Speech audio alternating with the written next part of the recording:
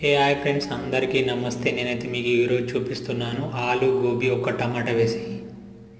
ముందుగా ఆయిల్ అయితే వేడైంది, కొన్ని ఆవాలు వేసుకుందాం, అలాగే జీలకర్ర వేసుకుందాం. ఇప్పుడు మనం ముందుగా కట్ చేసుకున్న ఉల్లిగడ్డ, 2 మిరపకాయలు అయితే వేసుకుందాం. ఒక మిరపకాయ వేసుకుందాం, దాంతో ఫ్లేవర్ చాలా బాగుంటుంది. కరివేపాకు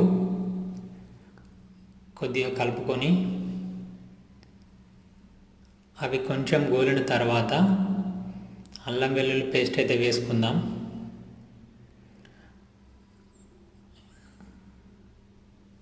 ఇది కాస్త మగ్గిన తర్వాత పసుపు వేసుకుందాం. కలిపేసుకొని ఇందులోనే మనం ముందుగా కట్ చేసుకున్న టమాటా ఒకటి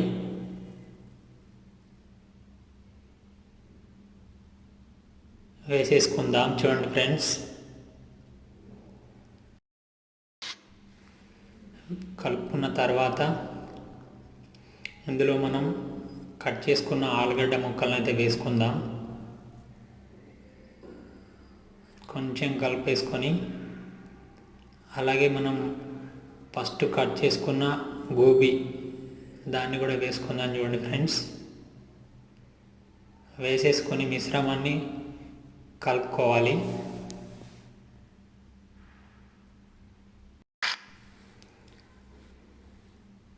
ఒక 5 నిమిషాలు అయితే మనం దాన్ని కుక్ అవ్వనివ్వాలి.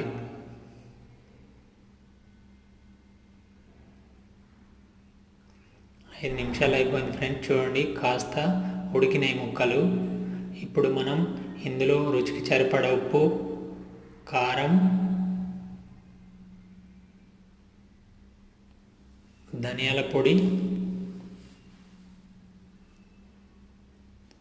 వేసుకొని కలుపుకోవాలి.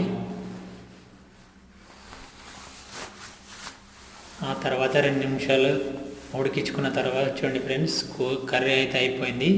దానిపైన కొత్తిమీర అయితే వేసుకుంటున్నాను. చూడండి ఫ్రెండ్స్, రుచికరమైన